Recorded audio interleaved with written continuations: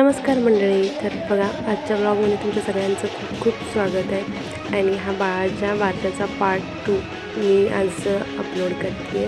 तर हे आमचं गाव. तर इथं संपत आहे, हा शेवटचा ब्लॉग असेल गावातला. आणि सगळ्यांच्या पाया पडून थकलो होतो आम्ही.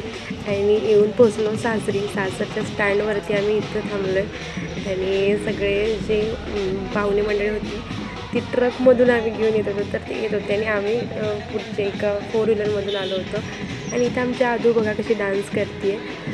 परी पण खूप छान तयार झाली होती. गजरा घालायची तिला फार हाऊस बरं का. आणि आम्ही सगळे थांबलो होतो पाहुणे मंडळांची वाट बघत. आणि आम्ही निघालो. तर गावात आल्या साहेबांनी छान असं स्वागत केलं, जंगी म्हणता येईल. तर शॉर्ट्स वगैरे लावून पूर्ण गावचे लाईट्स ऑफ केले होते. मला वाटलं नव्हतं हे असलं काही करतील असं, पण पूर्ण गावचे लाईट्स ऑफ करून हे शॉर्ट्स चालू केले होते. तर तुम्ही बघू शकता तो जो काही नजारा आहे एक नंबर होता.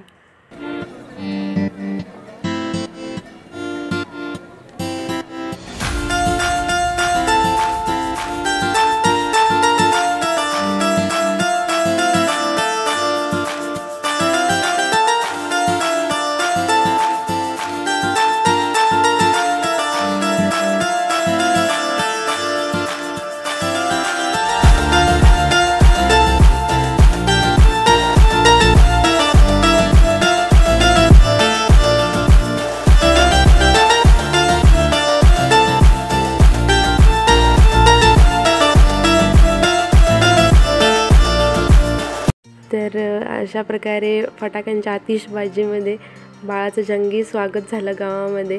ऑफिशियली म्हणता येईल. बाळ नाव ठेवण्यासाठीच म्हणजेच नामकरण सोहळ्यासाठी सज्ज झालं होतं. आणि आम्ही निघालो घरी जाण्यासाठी. इथं आम्ही गावचा जो मध्यभाग आहे सासरचा तिथं येऊन पोचलो होतो. मंदिरामध्ये वगैरे सगळीकडे पाया पडून घेतलं आणि येऊन पोचलो बघा आमच्या अंगणामध्ये म्हणजेच दारामध्ये. तर इथं आमच्या दोघी जाऊबाई आम्हाला ओवाळून घेत आहेत बाळाला पाळण्याला वगैरे. ओवाळणी चालू आहे. तर एक छान असा पाळणा घेऊन भाऊराया उभा आहे. त्याची चांगली जिरली होती. आणि इथं छान डेकोरेट केलं आहे. आणि पाहुणे मंडळी जवळपास सगळे आले होते.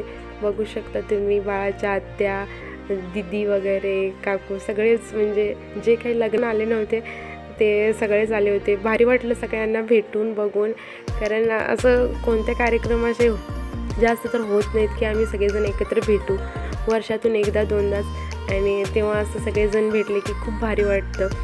तर भाऊ फार दमला होता बरं का. कारण इतका वेळ मान ताट करून हात वर करून ते पाळणा, म्हणजे इतका पण हलका नव्हता तो. त्याच्यामध्ये एवढं सगळं सामान वगैरे, खरंच त्याला मांडलं पाहिजेत. आणि तुम्ही कोण ओळखत असाल तर आमच्या हाऊस क्वीन पण आल्या होत्या बरं का वेळात वेळ काढून. आणि राजश्री पण, दोघी पण आल्या होत्या. तर भारी वाटलं.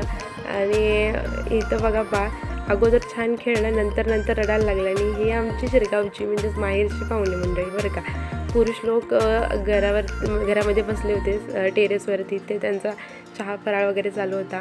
आणि गावची लोक जे होते ते जेवायला बसले होते ऑलरेडी. आणि पाहुणे मंडळी हे जे काही नामकरण सोहळा जो कार्यक्रम करायचा होता त्याच्यासाठी वाट बघत होते. तर इथं डेकोरेट केलं होतं. आणि फोटोग्राफर छान फोटो काढण्यात बिझी होते. आणि हे आमचे बघा सासरचे पाहुणे मंडळी बसलेत एका साईडला. कारण कुठं बसायचं, गल्लीमध्ये स्टेज घातलं होतं त्याच्यामुळे त्यांना बसायला दुसरीकडे कुठं काय ऑप्शन नव्हता. आमच्या आदू एन्जॉय करत होती छान सगळीकडे फिरून वगैरे. आणि हा बघा आमचा लाडोबा, ही आमची मोठी मावशी बरं का. आणि तिच्याकडे बसून तो इकडं धर तिकडं धर, बघा त्याला हाय हाय कर म्हटल्यानंतर छान कॅमेरामध्ये बघतोय. ड्रेस घातला पण नंतर रडायला सुरू केला आहे बघा. आता ह्या आमच्या बाळाच्या आत्याबाई दोघीजणी घालत आहेत पाळण्यामध्ये. पण हा काय ऐकत नव्हता. कारण 9 महिन्याचं बाळ पाळण्यामध्ये घालताना रडणार तरच. छोटा असल्यावर त्याला काही समजत नाही हो, पण आता त्याला सगळं समजत होतं त्याच्यामुळे तो रडत होता फारच. त्याच्यातच घातलं गेलं. आणि मोठ्या आत्याबाईंनी नाव ठेवलं. तर नाव जे काही ठेवलं ते तुम्ही पुढं बघालच काय ठेवलं आहे ते. तर बाळाचं आमच्या रडणं चालूच होतं बरं का.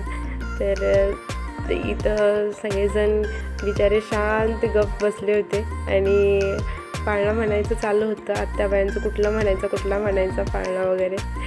तर बघा तुम्ही नक्की व्हिडिओ पूर्ण बघा. कसा वाटला नक्की सांगा. आवडला तर नक्की लाईक करा.